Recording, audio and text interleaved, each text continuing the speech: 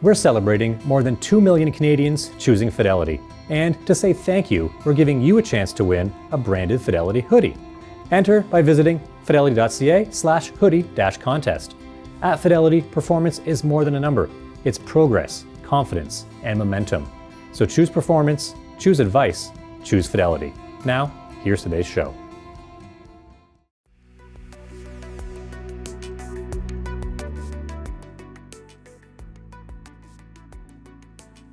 Hello and welcome to Fidelity Connects. I'm Rory Poole. The current market environment continues to present a myriad of opportunities and challenges for the average fixed income investor. On the one hand, yields broadly speaking are much more attractive than they were a decade ago, and the backdrop for corporate earnings remains relatively robust. On the other hand, divergent paths for monetary policy globally have been exacerbated by the conflict in the Middle East, which has reignited some concerns around inflation and increased price pressures if interest rates are to continue to rise. One area of investing that may help investors to navigate this double-edged sword type of backdrop are liquid alternative funds, specifically those that take a more nuanced approach towards investing in income-oriented assets. Here to talk about the wonderful yet complicated world of fixed income and the new Fidelity Alternative Bond Fund, which launches tomorrow, are portfolio managers Peter Kahn and Olivier Simon-Vermot. And just a reminder to everyone today that the webcast will have live French audio interpretation. Gentlemen, thanks so much for joining me today on the show. Rory, thanks for having us. Great to be here. Lots going on and lots to parse through in terms of the bond market, particularly over the last couple of days. But if I were to look over the past, 4 years or so, there's been, drastic changes, if you will. So let's actually start there at a very high level. Talk to me a little bit about, what you guys are seeing in your seat nowadays. And to say that in another way, what's kind of forming your base case? Yeah, for sure. Well, we're definitely in a period of regime change. And I think you kind of led into it quite well. That we had, 10 to 15 years after the financial crisis where, we were really in a period of financial repression, zero interest rates, low growth, low inflation. We still may be in a low growth environment, but certainly the inflation regime has shifted. Concerns about debt sustainability have come to the fore. Deficit spending has been embraced by both sides of the political aisle, certainly in the US, but also elsewhere. And add in sort of a sprinkle of debasement of the quality of institutions, direct threats upon them, together with structural changes wrought by other policy implementation in the last couple of years, in particular in the US. And you've got really a concoction that could take us back to the future in terms of the growth and inflation trade-off in the markets. And that's having a material effect upon the way that people think about pricing in risk in fixed income. Lots to consider. Thanks, Peter. Anything to add to that, Olivia?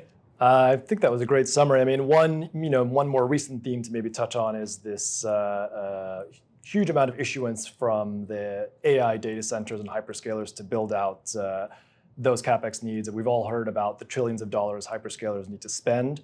A lot of that will come in the bond markets, debt markets more broadly. The latest estimates I've seen have put the total number of bonds funding this type of CapEx at around 450 billion across investment grade and high yield indices. That's still not at alarming levels. It's low single digit, sort of 2 to 3% of both of the indices, but that's clearly an area that's growing very quickly and providing a lot of interesting opportunities for us in terms of a new investing landscape. Yeah, and it's interesting you say that because I feel like people are going far and wide to find that financing as well. I believe it was Google last week. You mentioned the fact that they're having to go outside the United States borders in order to search for abilities to expand that growth. And so very interesting from a debt investor's perspective. I think we typically always first and foremost think about it from an equity market standpoint and given what's transpired over the course of the past couple of years, but maybe we'll park that and get back to it. Before we talk about your approach towards investing as portfolio managers and the fund as a whole, I want to do some brief introductions. Peter, you've been on Fidelity Connects in the past. Olivier, I believe that this is your first time joining Peter in that capacity, but we're here to talk about the launch of your new mandate, the Fidelity Alternative Bond Fund, tomorrow. You've both been at Fidelity for a number of years, but maybe just for our audience today, tell us, what's led you here to be with us. Olivier, we'll start with you. Sure, yeah. So I joined Fidelity in London in the UK back in 2008. Originally as an equity research analyst, so just on the eve of the great financial crisis. It's great timing on my part.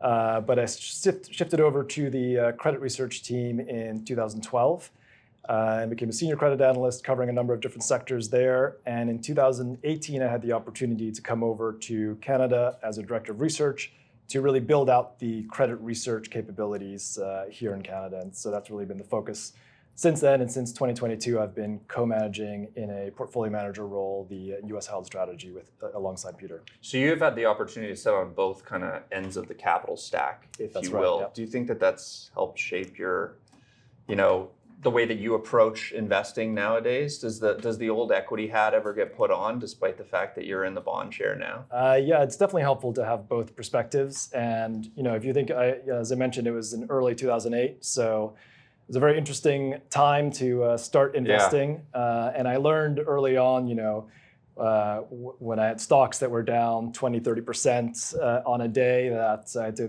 pivot very quickly from forecasting the next quarter earnings to looking at balance sheets and cash flows and trying to figure out, how much cash companies have left, if they can raise new capital, what the downside scenarios are. So a lot of those skill sets really set me up well for investing on the credit side of things. That's great. Peter, maybe reacquaint everyone with your CV? Yeah, sure. I'd be delighted to. So I joined Fidelity also in London, the UK, but in the year 2000, I joined the fixed income group as a trader on the desk, and I picked up the responsibility for head of trading for Fidelity International's fixed income team in 2003.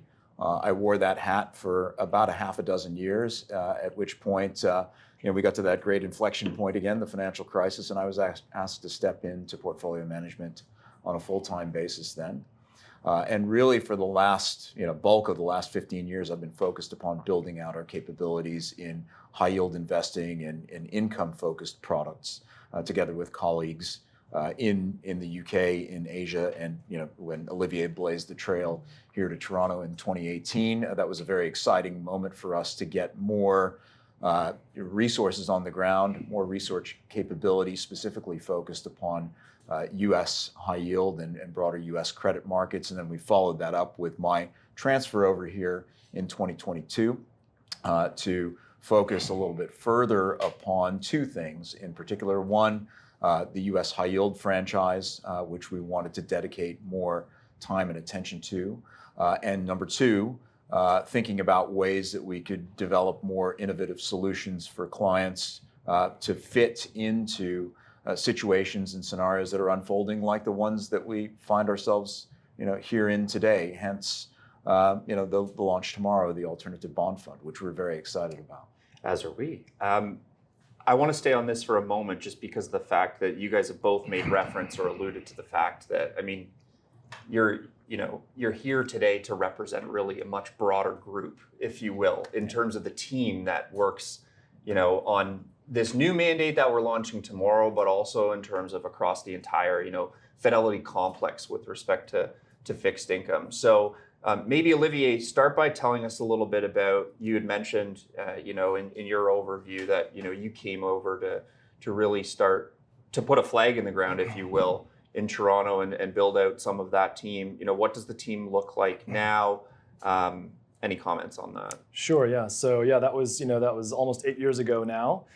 And the focus has really been building up the research team over that time. We have quite a strong experienced team in place right now. So there's 9 investment professionals on the credit research team based here in Toronto. We also have 3 credit traders in Canada, 2 portfolio managers, Peter and myself.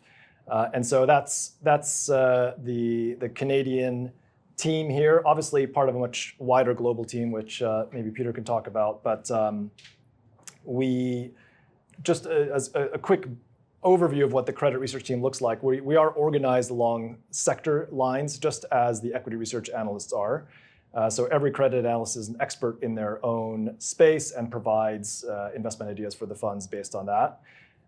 We also work very closely with the trading team that is quite integrated into the investment process. And a lot of the times when we're debating ideas, portfolio managers, analysts, traders get together. We debate the thesis. We see where we can get the bonds, and if the ideas tick all the boxes, they go into the funds. And then the last thing I would just add is the equity team is also a great resource for us. So here in Toronto, the credit research team sits on the same floor as the equity team. A lot of analysts cover the same companies, so they compare notes a lot. They share meetings. It's always great to have someone from the equity and credit side in a management meeting, just to make sure that management teams are sort of telling both sides the same story. But that's a great resource for us as well. Good stuff. Peter, what about more broadly?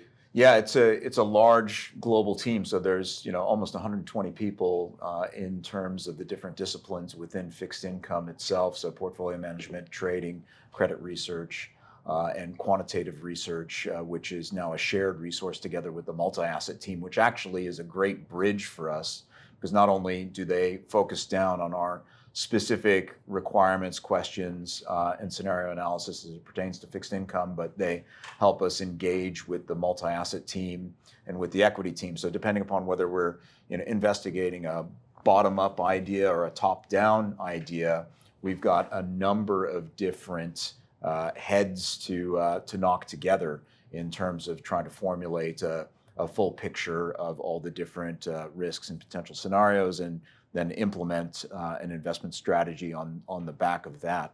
So that's one thing that's very exciting about working in a global capacity, as I do across a lot of my long only funds as well, is that we really have the ability to tap into the expertise, whether it's in Asia, in Europe, or here in North America, to really put the best ideas to work on behalf of the shareholders, and doing that in a really sort of thorough, rigorous, comprehensive manner, especially when it comes to, Olivier made the point already on high yield, but I just want to hammer that home again, that the ability to interact and discuss the way that a company should be valued together with equity counterparts is of extreme importance when you're talking about businesses that are either just fresh out of the box, and you need to really think through and game out what they might become in the next, say, 3, 5, or 10 years. But it's also super important with a lot of old line industries that are still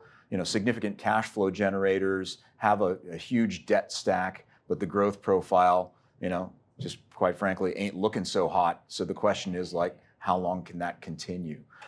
And a lot of those conversations are basically our daily bread and butter.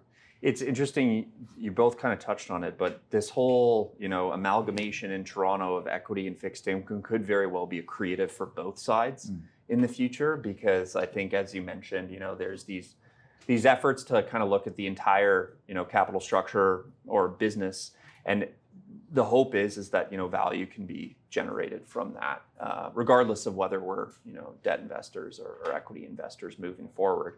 Let's dig into some of the nuts and bolts of how you invest and the new Fidelity Alternative Bond Fund. Before we go through some of the specifics of the product, one big question that investors always ask portfolio managers first and foremost is, how would you describe your style of investing? I think with equity investing, a lot of the time it's, are you growth, are you value, are you something in between? Get creative. How would you describe, how the two of you invest to an average investor? Yeah. Well, I'd start by saying, I'm trying to be as flexible and objective as possible, right? I'm a trader by background, and the trader's mantra is always that there's a price for everything, and the riposte to that as well is the price today, right?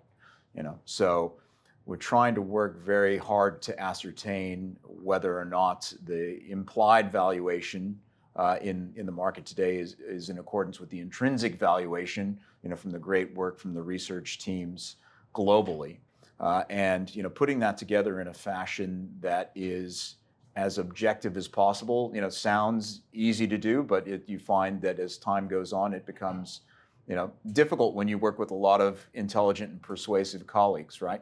So one of the most challenging things for me to do, if you will, is maybe even be like the bad cop to Olivier's good cop sometimes and say, we're not getting this right, or we're missing an opportunity. It's time to move on, or we need to cut and move on. It can often be, that's a negative thing to say. Probably none of your equity colleagues would really want to focus on that first out of the gate, but that goes to show as well a little bit of the style from fixed income, and particularly from a high yield trading background where the asymmetry of risk is stacked against you. Yeah. The best way to preserve capital and generate returns for investors over the very long run is to avoid the stuff that gets nasty as soon as you possibly can. So we want to be as open-minded as we possibly can, and that's how I guess I would describe my own style. Always looking for problems. Yeah. I think that a lot of investors, that brings some comfort.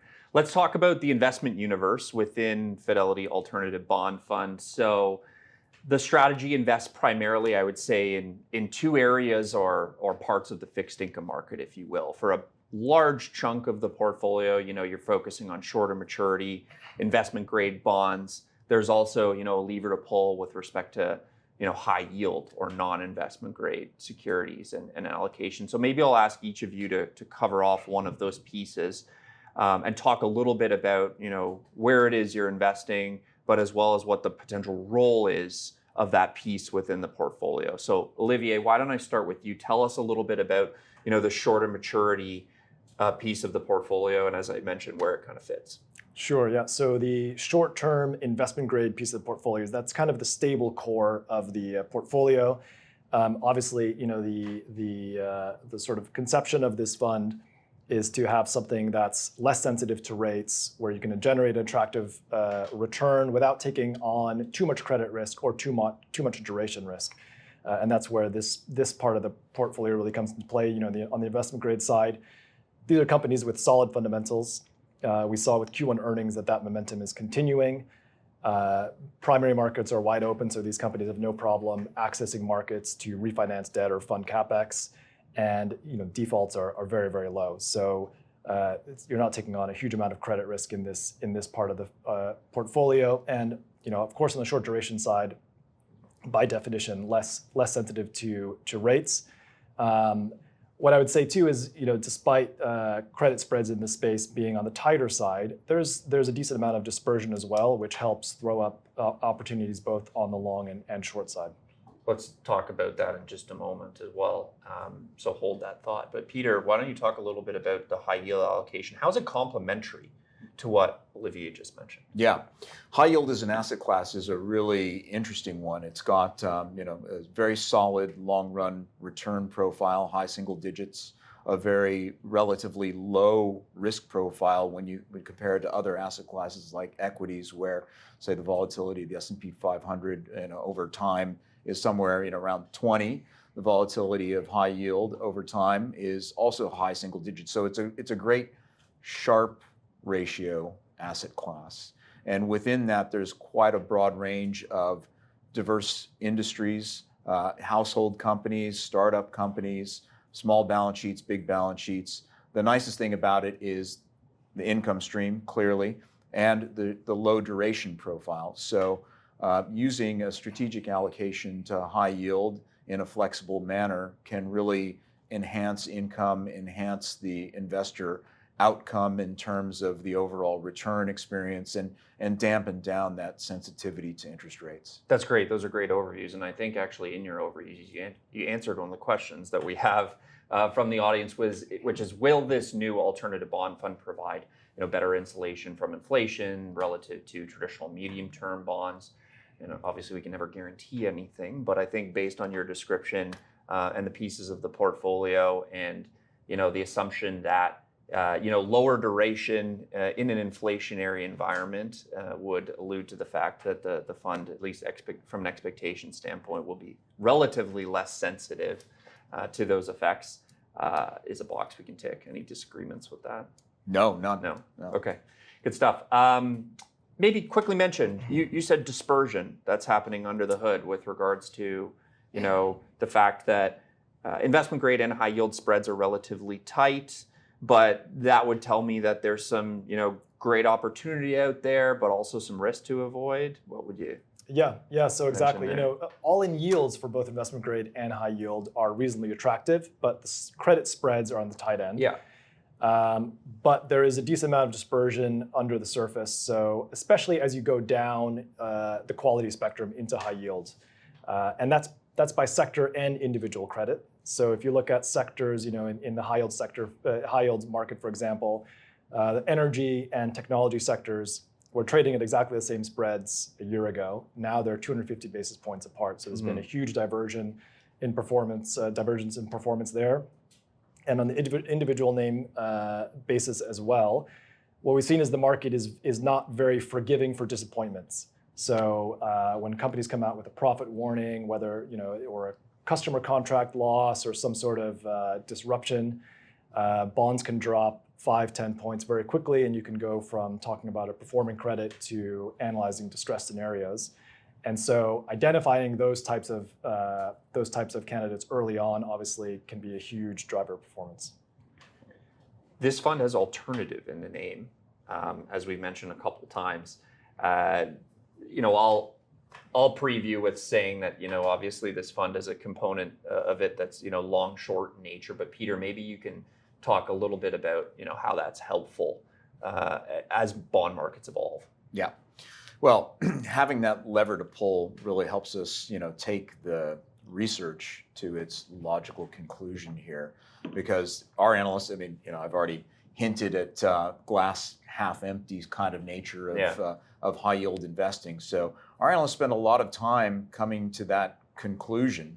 And then it makes sense. Well, did we do that work for nothing? No, we didn't do that work for nothing, because we're not going to, step in that particular nasty puddle and get ourselves wet. But then why not go the extra mile? And if conditions warrant and the availability is there, why not take the extra step and then express that negative view in a more direct and positive manner, if you will, by allocating some additional risk to that. So we're enthusiastic about the opportunity to do that. Not to say that it's easy to predict any credit blow-ups, but sometimes the clues and hints are there, and we clearly have a large database of historical analysis and expertise in the team that can help us filter through and look at those things. And the other thing about the alternative mantra here really relates to our ability to really take a wide range of approaches depending upon the underlying growth and inflation environment.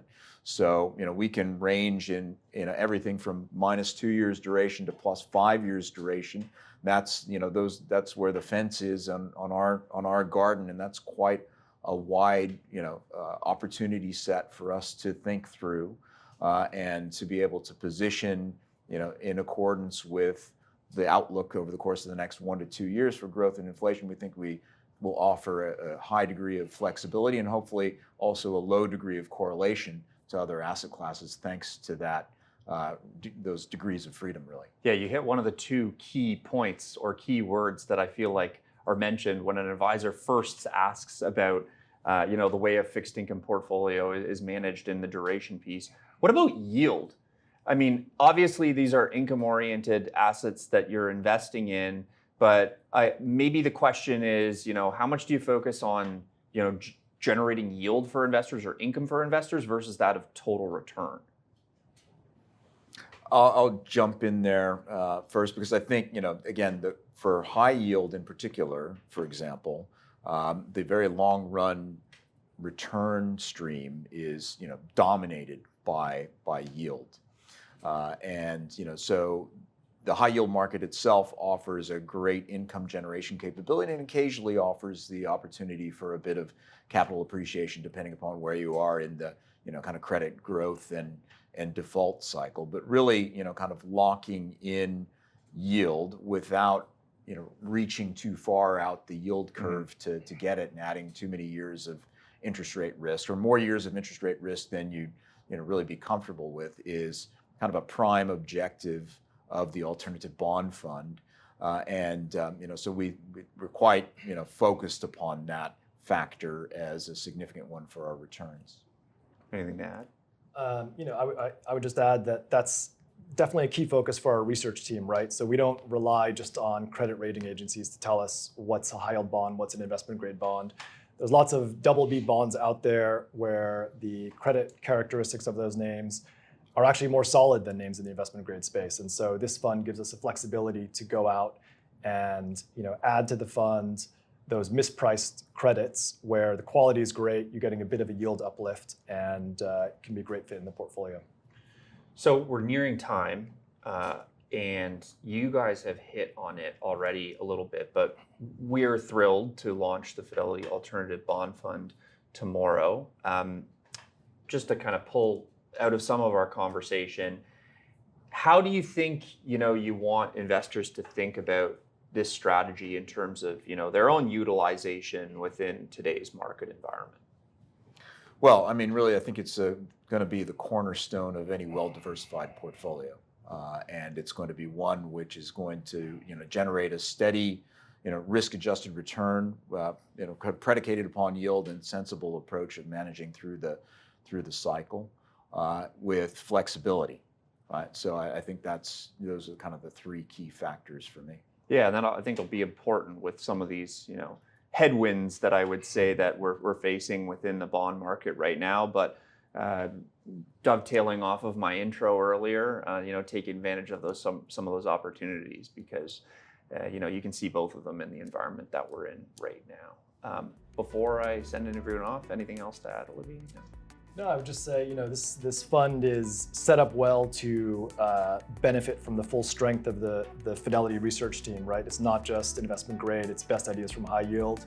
It's not just North America, it's global in nature, and it's not just long, it's also short ideas. So really, we have access to the best ideas from all angles of the global team. It's a great summary. Guys, thanks a lot for joining us on Fidelity Connects today. Thanks for watching or listening to the Fidelity Connects podcast.